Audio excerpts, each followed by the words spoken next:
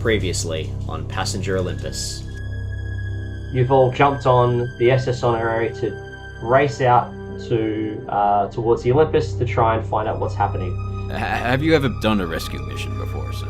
Oh, nah, but I've read all about them. We received some radio communications. They were very puzzling. The headaches don't stop. This is gonna be a trickier situation than we initially planned for. If anything goes south, I don't care about Mr. Brennan. Well, I don't very much care for the thing that's going on in your cargo, if that's the way you feel. You obviously tried to hail them as well. Yeah, we can't reach them. So why is there nobody about? You start feeling a little bit of pressure in your ear canal. I must have got a bit of sea spray in my ear. Hang on. You can sort of smell smoke. It appears to be a unrecognizable blackened body. Oh, Jesus.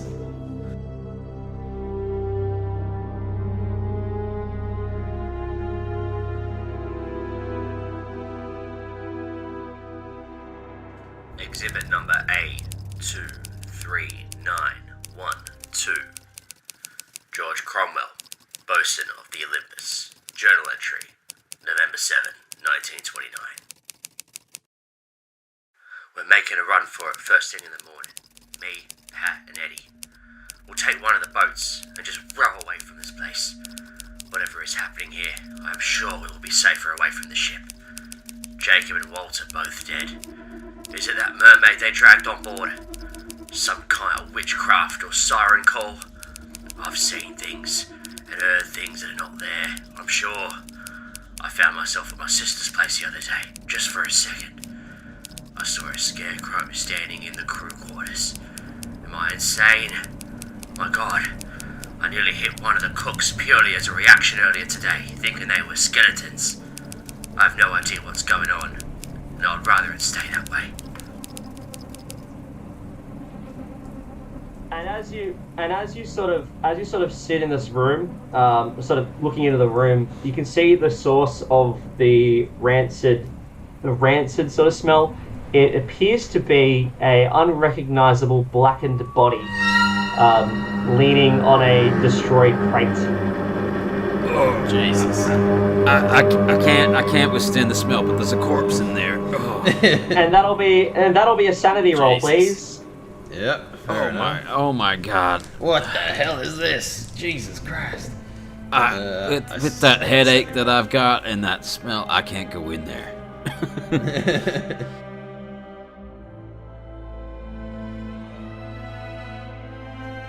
The Fumbled Anthology presents Passenger Olympus, a Call of Cthulhu scenario written by Mitchell Bonham, starring Liam Braid as Cargo Master Hugh Gibson. By the way, Mr. Chase, what are your thoughts on smugglers? Finn Ward as Coast Guard Officer Abraham Chase. Well, I am sworn to kill any smuggler I see outside.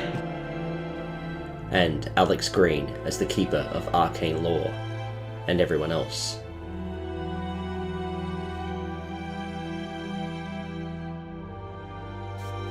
Part 2. The Complement.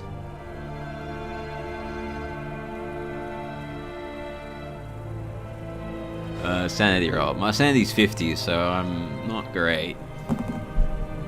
And I failed. Alright, Liam failed. I succeeded. Finn succeeded. Liam, you lose 1 sanity. What's your sanity, Finn? 65. Okay, yours better than mine. I'm gonna go insane first. Alright. I can't go in there, but this... that body was burnt. Well, how the hell did something like that happen? We need to find out. Give me a moment. I hate to say it. I hate to say it, Mr. Gibson, but I think we need to... I think we need that red flow already. Nothing is directly threatening our human bodies just yet, so I think take it easy. Alright, so we both failed our constitution roll, so we can't really go in there and study it. Yeah. I'm just gonna, we'll step back out of disgust. You can, yeah, you can go back in if you want to, but you'll have to keep rolling Constitution in order to avoid sort of any long-term. Yeah. Alright, I'm gonna step back out of disgust and go and maybe cough into the toilet next door. I'm gonna knock on I'm gonna open the galley. Okay. See what's in there. Mr. Chase, I think that this is the galley. Yeah. I might see if there's anyone in here, and Yeah. maybe some garlic or something that Maybe some to brace ourselves with. Some something to smell that isn't this. Yeah. Yeah. So as you walk into the galley, if you don't know, at least our listeners, the galley is the cooking station of the ship. What I'll do is I'll put most people probably listen in the car or something, but I'll put a link to the map. Yeah, it's a pretty good idea. This one's quite detailed. The galley is the cooking station of the ship, so it's where all the cooks and the kitchen hands are. So you see 2 large stoves and an oven sitting against the far wall. On the opposite side, you've got various kitchen tools, appliances, pots and pans. There's sort of the cabinets on the opposite side. On one of the stoves, there's a large pot, like a large saucepan, and it's currently boiling. And from the pot comes this rancid smell. Oh my god, it smells terrible in here too. That you can almost taste it. You can almost taste the smell. This stinky ship, I'm sick of it. At least the gas is working. And it smells of rotting meat. How is it still boiling? How long has it been boiling? Someone must have put this There's foodstuffs and sort of human fluids that are mixing and littering the ground. There's streaks of blood against. Human fluid? We know that it's human fluid? Yeah, you think so? There's streaks of blood sprayed against the back wall. Jesus Christ. On top of a cabinet, you see a man, a corpse. He's been dead. He's been dead for a little while. He's missing an arm. Jesus Christ. And then sitting on the ground is what appears to be a human who looks alive, but he's not moving. Oh, I don't know if I can stand being in this room either. Mr. Gibson, attend to that man. And I'm gonna run back outside and I'm gonna shoot that flare Yeah, dude, do it. this guy. We need assistance. Yeah. All right, I'm gonna bring my coat over my face to try and muffle as much. It's not overpowering, but it's just really it's really bad. Yeah, I still don't want to smell it though. So and I put the coat over my face and cover it. And is the guy that's apparently not dead burnt? No, he's not burnt. He looks fine, except that appears to just be unconscious. I'll come up and shake him and go, hello. He does not respond. I slap him in the face. He sort of spasms a little bit, but then he just goes limp again. Alright, I know a bit of first aid. I'm gonna open his eyes and see what his pupils look like. Are they really blown out? Or are they looking normal? They look very blown out. This guy's obviously on drugs or dead. Did you get that flare going? I hope so. Or do you need to roll some dice to try and make it work? Yeah. Do I need to do anything, or can I just say I shut it No, off? I think you can just you shut it off. All right, fantastic. All right, I'll come back in and I'll look at the man who's looking a bit worse for wear. I might give him a bit of water or something. Try and put some. Is there any? He's unconscious there, Chase. Okay, yeah, good point. I'm gonna do. I don't have medicine, but I'll do a first aid roll to examine him. I've got a little medicine. 34 is a success. All right. So, I guess your first aid, Liam. His heart rate is fine. It's very like a low heart rate, but it's very faint, but it's there. He's definitely breathing, and he's definitely got a pulse. But apart from that, But I can't rouse him. you can't rouse him. All right, Mr. Chase, I reckon we let's drag him out. Oh, do we drag him out on the deck? I can't imagine that'd be better for him. Well, in here it's disgusting. Yeah, well, maybe let's find a cleaner room to take him to. All right, how about I think the mess hall was across the room. Yeah, that seems like it might. Now, it being called a mess hall, I don't know. I don't know what sort of mess we're gonna find, but I'm I hoping know it's mess cleaner. hall is a term for the dining room, but in this case, it could be something else. Yeah, could just be a very messy hall. Messy hall. Yeah. All right, I'm gonna go and check at the mess hall somewhere we can drag this guy to. Sure. Okay. So give me a strength roll to see if you can move this guy. No, I'm just gonna go look at the room first. Oh, okay. So all right. So you wander over to the mess hall. You stay here. You stay here with him. Yeah, I'll watch over him. Okay. So you wander over to the mess hall, and inside the mess hall, there's 3 large dining tables. They're spread out over the room. It looks like there's barely enough room for all the wooden chairs to be placed around them. There's a number of seats on one table that have plates with half-eaten potatoes on them. In one of the seats, you see another person who's sort of hunched over. His face is basically like on the plate that's sitting in front of him. Next to him, on the floor, you find another person who's sort of lying down on the ground, looks to be unconscious. And then in the corner of the room, actually, give me a listen roll. All right. That's a 100. Oh, okay, that's not good. This headache's really getting to you. In the corner of the room, you see what appears to be a man sort of sobbing and whispering to himself, and he's sort of like in the fetal position, and he doesn't notice you, but you can hear him sobbing and whispering to himself. Okay. What does my fumble get me? For your fumble, as you've witnessed this scene, you start hearing noises, and it sounds like there's people talking. In the mess hall? In the mess hall. But I can't see anyone talking. What? But they're behind you. That's weird. And you turn around and there's no one there. Fuck! And I turn around. And there's no one there. Oh my god. And you start hearing what appears to be. Is that the captain? Our captain. Yeah. Is that Bishop? You hearing? And he's Over an intercom? and he says I know what you've got. I know what you've got in that cabin, Hugh Gibson. I know what you've got in that cabin, Hugh Gibson.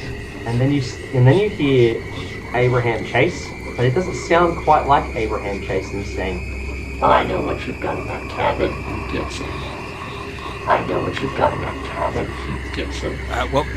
What was that, Mr. Chase? And I actively say that.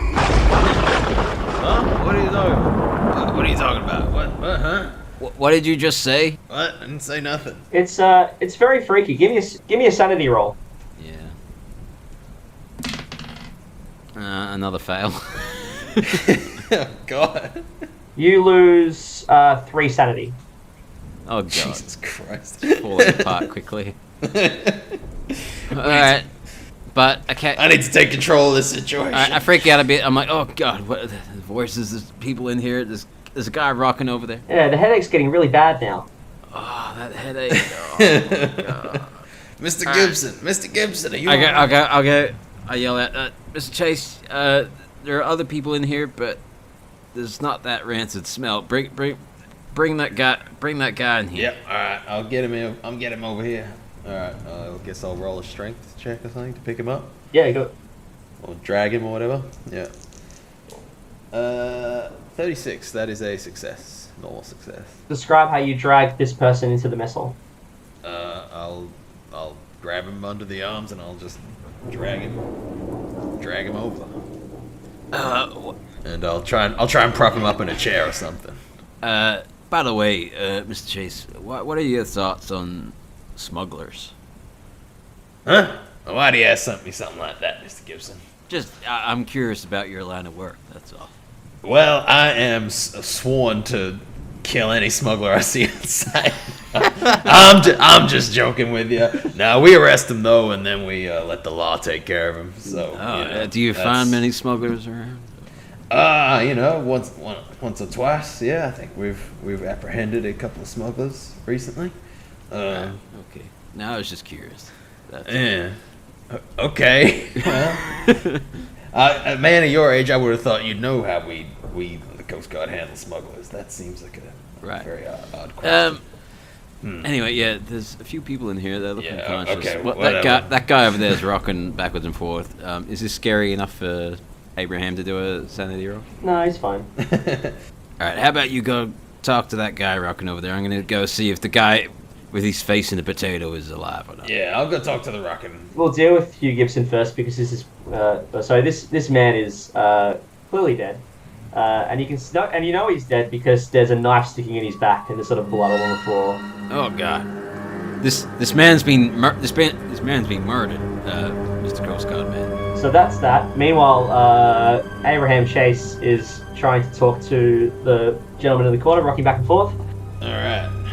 Hey there, partner. What's going on? Who are you? My name's Abraham Chase. I'm from the Coast Guard. We're here to help you. What's happened here?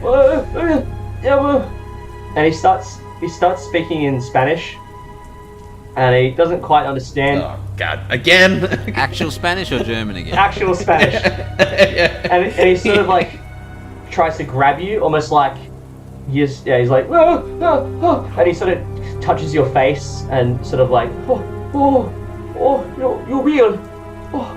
You're real. Yeah, I'm real. Who are you? Who are you? Abraham Chase from the Coast Guard. Me and my associate here are here to find out what happened here. Can you help me? I don't know. I don't know. What? You here help? You help us? We help. I come over. I'm like, just breathe there, son. What do you remember? What happened? Yeah. I remember. The headache. It's so bad. I get them. I get them too. Do you have any paracetamol? He's sort of like almost bleeding. You see blood coming out of his ears. It's not a good sight. Oh God. I don't think a Panadol's gonna help with this one. And he's like, and he starts frantically, and then he notices the guy who's dead, and he's like, Doc, and then he starts freaking out. Doc. Wait, Doug?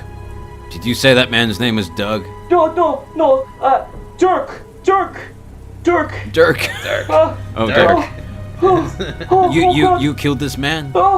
I don't know.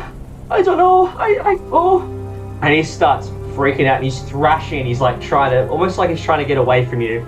Jesus. Okay, what do we do here? Just try and calm him down, I guess. I guess. How are you gonna do that? Bo, give him a hug, Mr. Chase. I'm more of a clap him in irons kind of man myself, but yeah. He says he murdered this man. What would the Coast Guard do about that? I think we'd handcuff him probably. Or try to. Have you got handcuffs? Well, I didn't specify it, but it seems like something I should have as a member of the Coast Guard. Yeah. If not, I'll find some rope. Okay, so you're gonna try and handcuff this guy. So that I'm gonna try and handcuff this guy. He's gonna resist. I think that'll be a fighting brawl. Okay. Well, I'm gonna help you. So. What's your dexterity? 65. So you're gonna try and handcuff him. He's gonna try and roll out of the way. I'm assuming Hugh Gibson's gonna help. Yeah, I'm helping. I'll let you both roll, and we'll take the better result. I just failed. Normal success for me. Okay. This guy had a normal success as well, but since you have a high dexterity, I'll let you guys. You take it away. So you managed to restrain him. Are we handcuffing him to like a bar or something? Yeah, I guess so. Yeah. What do we do? What do we do, Coast Guard man?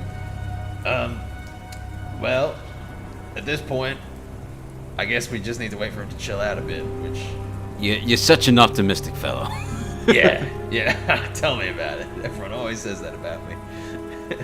So sorry, you say you handcuffed him to like a bar or something, or a pole or something? Yeah, like a railing. Railing. At the handcuff, he's like trying to pull it off, and he's failing, and he's like freaking out. Oh, calm down. Calm Calm down. down. This is for your own help. We're trying to help you. We won't hurt you. And he looks unconsolable. No, I'm getting sick of this, so I like grab him by the, not by the neck, but like whatever jacket he's wearing, the collar. I grab it really hard, get right on his face. I tell you to calm down right now. We need to know what happened here, so we need you to shut up and just tell us what happened. And Intimidate? Yeah, go on. Yeah, intimidate. failed again.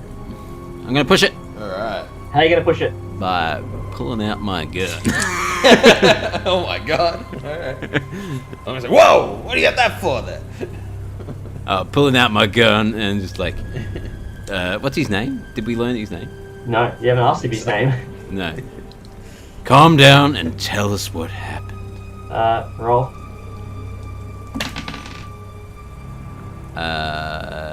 Success.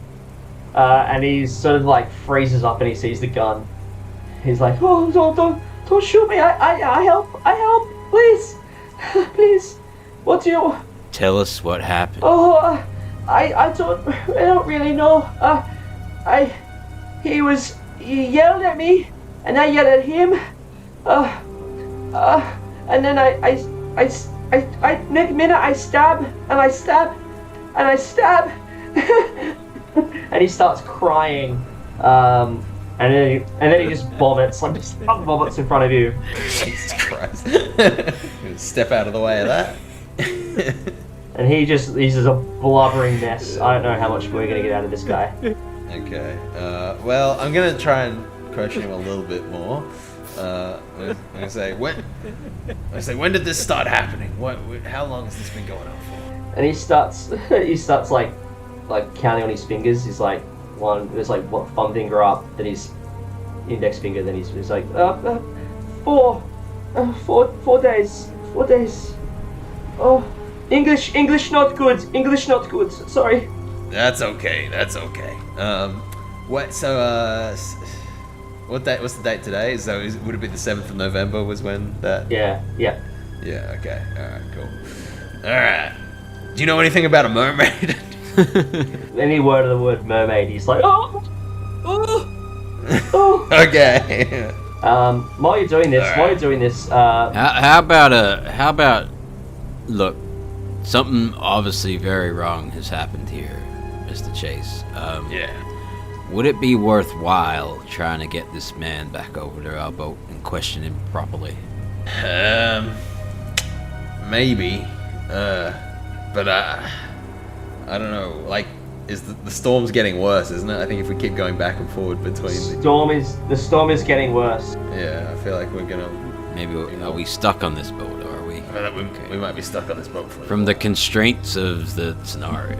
I'm trying to stick to the parameters that I can see around me. I mean, you could technically get back, but it will be difficult. Yeah, and then it'll probably be more difficult to keep going back and forward. So, do you know of any other survivors? Do you know if there's anyone else aboard this ship? No, I don't know. I haven't seen anyone in. Have you seen the captain? Do you know where he might be? No, I have no, not captain. No, he might be in office. But I haven't seen anyone. Okay, that stands to reason. What's your name, sir? Hector. Hector is my name. My name Hector. So let me get this straight. The last thing you remember is you and these other folk having dinner and then you stabbing a guy. I see. And he sort of grabs you with his free hand. He's like, I see them. See my mother. She tell me I'm a disappointment. I see the captain. He tell me I'm disappointment. I see Dirk. He tell me I'm disappointment. This man's obviously hysterical. And he's crying again. Oh, Jesus. I don't know about you, Mr. Chase, but it sounds like something has happened. This man has committed murder, and it has broken this man. Something to that effect, but I tell you this. And he also doesn't like the word mermaid, and I say it very loudly. Alright. While you're doing this, I will need another power roll from the both of you. Okay. Okay. Am I gonna get another headache? No, I passed this one. Oh, I very much failed that one. Oh, join me with the headache crew. So yeah, Finn, you start to feel a real headache, Oh. and there's some pressure in your ear canal, and it's really pushing in. You're getting a headache, aren't you? Yeah. Yeah, I am. It happened to me too. Yeah. Jeez. Oh, it sucks. You can sort of feel some crackling, like a crackling sound. Alright, the other man that was on the floor, he's dead as well. The other man, you can go check on him. Yeah, I'll go check on him. Okay, so he doesn't look like he's injured, but what you do know is that there's like spasming a little bit every now and again. There's a slight trickle of spit that's running down his cheek, and he doesn't appear to notice, but he looks unconscious as well. So we have a man that's freaking out, we have a man with his knife in his back, we have the guy that we dragged in here, and another one. Is that right? That's right, yeah. Alright, something very wrong has happened here. That headache. Yeah. Right. We gotta work fast here, I think. Something's... Alright, do we go and inspect that burnt out room now? Maybe we can find something to cover our mouths and faces with. Hector. Why is the storage room across the hall all burnt out and destroyed? Big fire. I think coal heavers, maybe. What'd you say? Coal heavers. Coal heavers? Yeah, so coal heavers work. They sort of work in the deck of the ship. There's some on the honorary as well, and their job is basically to like put coal in the furnace to operate the boiler, which generates steam. What, they set off a bunch of coal in the storage room? They start fire. I don't know why. They start fire, and I don't know. Jesus. Alright. I don't know what's real anymore. Where would the radio equipment be on this? The radio equipment would probably be I can see it. It's upstairs. Oh, It's the radio. There it captain's is. room. Okay. it's on the flying bridge, which is sort of 2 floors up.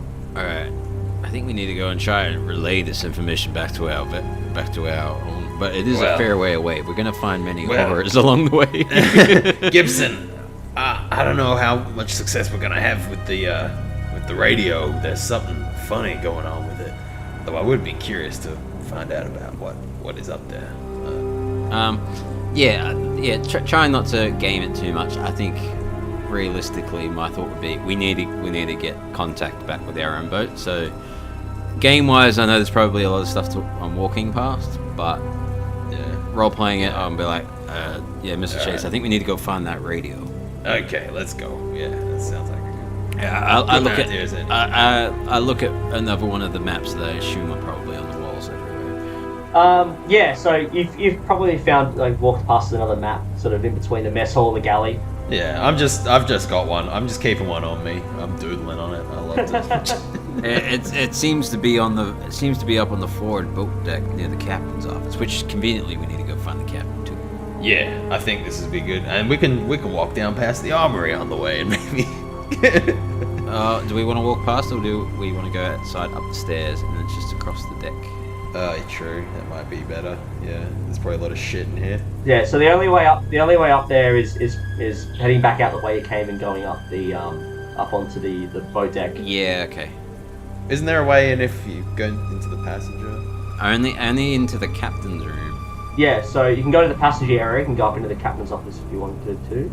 This place seems to be dark and full of disturbing. There's nothing good in here. Let's try and avoid what we can for now. Alright, so we're leaving this guy handcuffed to the railing, yeah? Yeah, if you want. I don't want him to stab me in the back, so... Yeah. Alright, Hector, we're gonna go... You just keep calm, alright? We're gonna go see what the radio is. You sit tight. We'll be back soon. We won't leave you. I promise. We can't have you snapping and stabbing us up or anything. It's for your own good. I think you'd agree you're not in a good state of mind. And he's just like, yeah, blubbering mess. You'll be fine, son. Alright. So we're going up and up the ladder / stairs. Anything on the boat deck? As you sort of head up the stairs towards the boat deck, the rain's back. So you're back outside. It's raining really, really hard. It's hitting the metal floors, the walls, and it's making this really loud noise. It's quite difficult to hear things. Watch your foot in there, Mr. Chase. Yeah, so there's water washing all over the ground everywhere. Strong smell of the sea. Most of the rooms on the boat deck have got large square windows, except for the storage room, the battery room, the captain's bathroom. They're all locked up. No windows there. There's metal doors inside. They're leading inside. They're quite sturdy. On one of the walls, there's a heavy gasoline-powered blowtorch. Are we outside still? Yeah, you're outside. Yeah. A blowtorch, like a welding thing. It's like a welding. You use it to weld things. So it's a blowtorch. Yeah.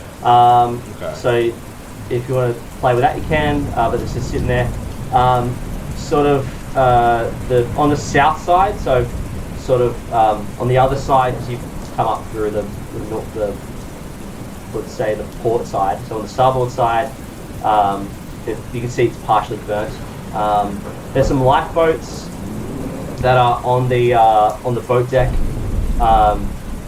The two on the northern side, one of them's gone.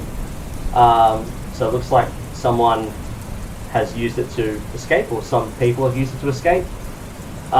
There's another lifeboat sort of hanging halfway down the ship. It's only on one support, so it looks like it. Looks like one of the winches is given away or something. If you head towards the stack, you can feel an extreme heat, like a really strong heat coming from the stack. And you can even see like a few small licks of flame sort of popping out of the stack. Jesus Christ. There seems to be a fire coming from the engine. Oh God. That's not good. Because we can't hear the engines going. No, you can't hear the engines going. Yeah, the engines aren't going. There's a fire down there. So there is a fortified window that you can use to access the coal shaft. Okay. I don't think I want to access the coal shaft. Yeah, I'm looking for the radio. Yeah. Mr. Chase, looks like some people have tried to escape. Yeah, I see that. I can't blame them, given the situation here. I'm gonna go check on the radio. Do you want to come with, or do you want to go see if the captain's in his office? Yeah, I will look in the captain's office, and you can look in the radio room. All right. If anything goes wrong, just shout out. We're literally around the corner. Yeah. No, there's a bit. You do have to go around a bit to get. Yeah. But shout as loud as you can. Will do. So we're splitting up a bit. Okay, so that's fine. So we'll deal with... Very smart. Very smart. So Hugh's heading up to the flying bridge, and Abraham is going to the captain's office, which is on the boat deck forward. So the captain's quarters, so the door leading into the captain's quarters, it smashes open and closed, so it is open, but it's sort of smashing open and closed as the wind sort of moves it around. You can see a large shotgun blast hole, like a shotgun blast sized hole where the lock was. So the lock appears to have been shot out. Before I walk in, I might just yell out. I'm going to say, Captain Wayne Brennan, are you there? Where are you? You don't hear any response. Okay. Right. Have you got your rifle on slot? I've got my rifle in my arms, and I'm ready for action. So, Abraham, you walk into the captain's quarters. You standing on carpet, and it's quite soggy. So you find a fancy wooden desk. Yep. There's the first thing you notice is that there is a corpse lying on the desk. All right. There's a pool of blood, sort of leaking from him. Obviously, like it's gone all over the desk. There's like ruined papers, contractual papers, whatever. Yeah. And do you want to check on him? Yeah. Well, absolutely. Does he dress like a captain? He's not the captain. He doesn't have captain stuff. And you sort of pull him across, and you find like a bullet hole that's in his heart. So that'll be a sanity roll, please. Yeah, fair enough. Yeah, failed. Oh no, that was a success. Sorry, read it wrong. That's a success. All right, yeah, cool. So it doesn't phase you. You've seen, it's a dead body. You've seen a few of these already. Oh, we see some hectic shit in the Coast Guard. You're a gun-ho young Coast Guard man. So in his right hand, there's a 12 gauge shotgun. All right, Matt, snag that. All right, you can have that if you want. Sling it over my shoulder. Sure. So now you've got a 12 gauge shotgun. It's got one shell in it. Okay, 12 gauge. Just the one shell, and it's a sawn-off shotgun. While he's examining that body, I'm bursting into the radio room. So as you walk into the radio room, there's a simple like desk and chair situation, sort of handed. It's sort of against one of the walls of the room. There's a clock on the wall. You can find a notepad. So there's a notepad with some stuff scrawled on it. Alright, so I'm walking into this radio room, and I'm looking around, I see the radio, and I see there's no one in the radio room. So, yeah, there's no one in the radio room. Next to the desk, there's a large apparatus with, like, dials and interconnected machinery inside. So that's it's the transmitter. So it's got a number of connection cables and sockets. So if you know how to use a radio, or you sort of have an idea of how to do it, you might be able to figure it out. Does it look operational? It looks like it doesn't look broken, but there's no power. Yeah, I see. Alright, let me check this log here. Radio communique log. 11th of June, 1921. What date is it for us again?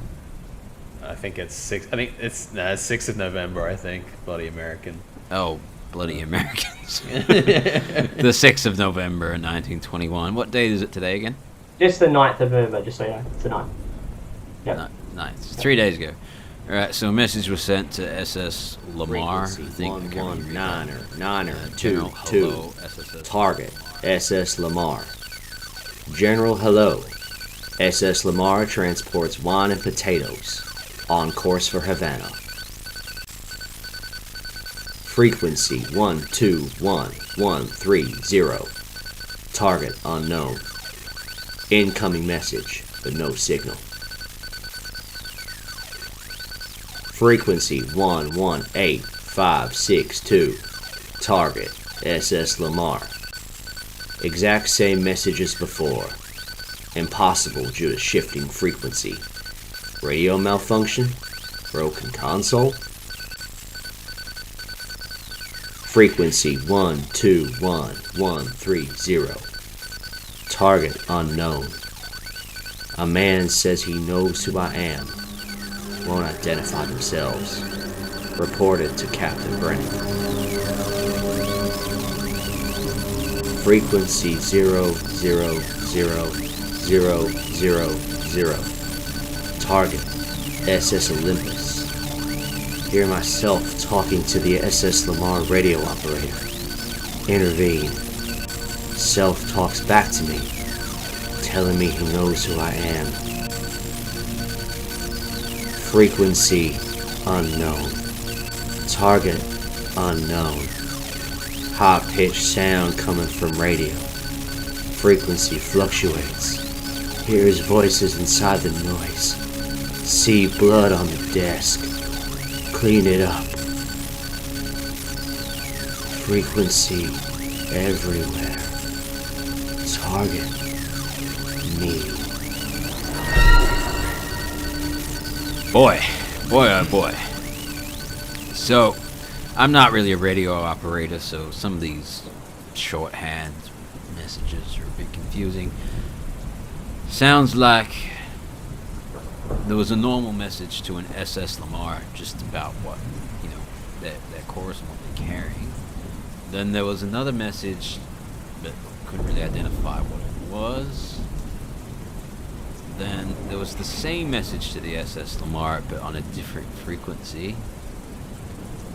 And then the strange frequency, it just got weirder and weirder. And then this radio operator thought he was talking to himself or something. I don't know.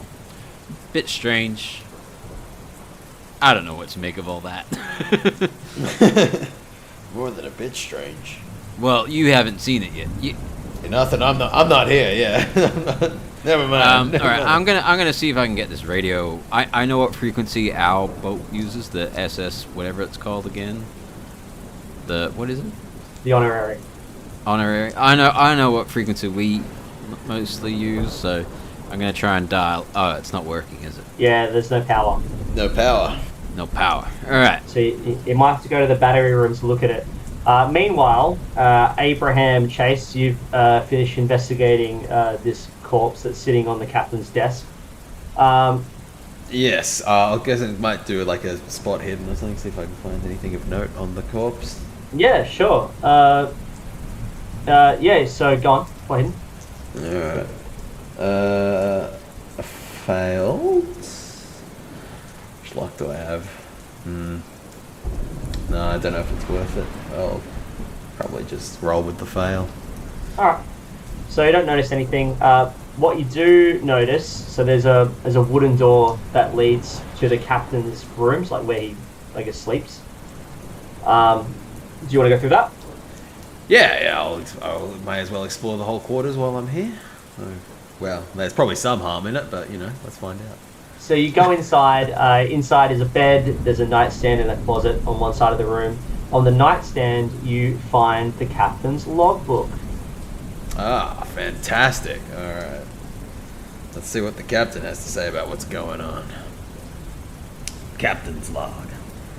Our usual group was shaken up quite a bit today by the reported sighting of a mermaid. As me and me men went to sea, floating out at sea was a large creature surely fitting the description. I ordered the quartermaster to hoist it aboard.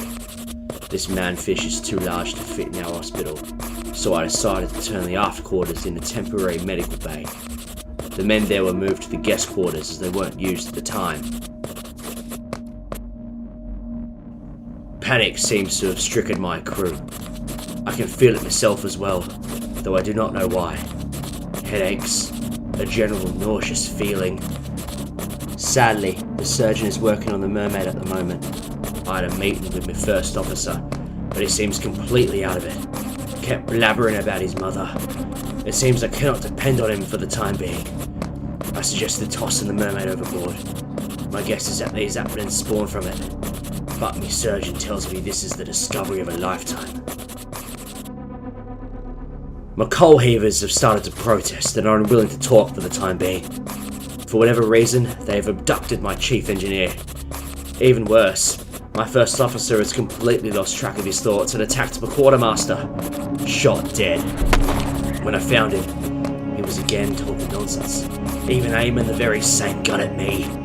I shot him where he stood. Mutiny on my ship. Are these people working together? I cannot sleep. Spirits haunt me. Constant sounds of movement, just out of reach. I cannot stand it.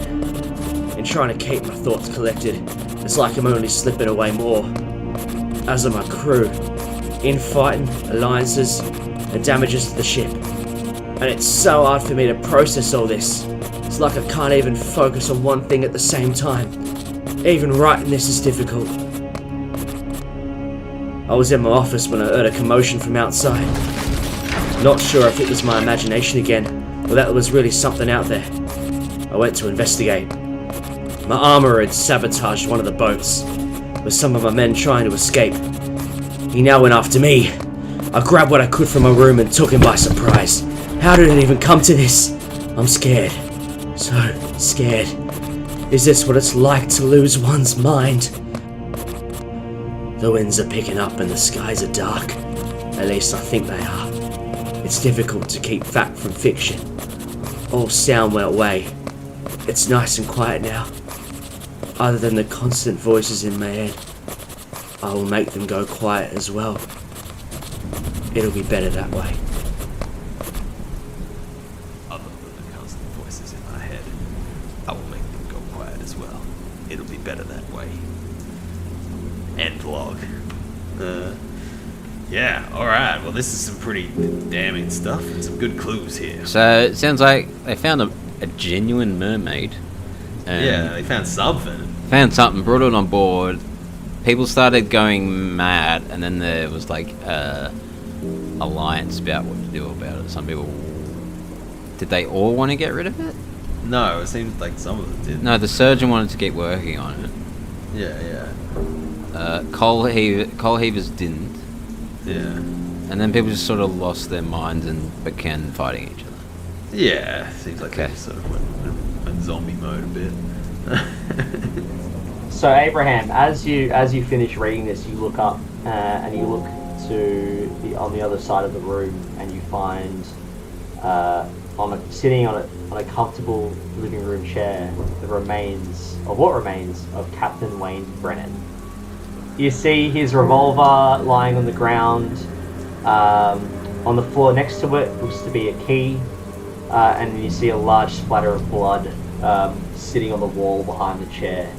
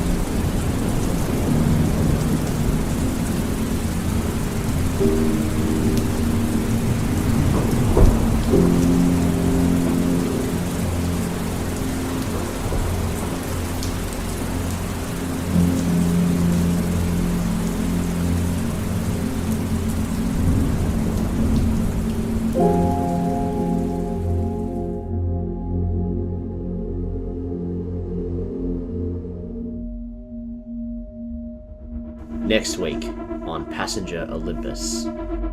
I'm just gonna send radio dead, people dead. And he sort of starts flicking help coming. Not much to unpack in this mystery. And on the middle of the desk, you find a strange iron statue. I want to throw it into the stack. I think it's evil. Holy shit, what happened up there? You know him as Carl DeWitt. He's a sailor. Carl DeWitt. Carl DeWitt. Got a good feeling about this guy. And Matt turns to you and says, "One of you's a traitor, mate. One of you's a traitor." I'm grabbing my, who are you? Aware of the fact that lightning is prone to strike this area, I'm going to quickly try and throw that statue into the stack. I fumbled it. I completely fumbled it. This could be a turning point for the scenario.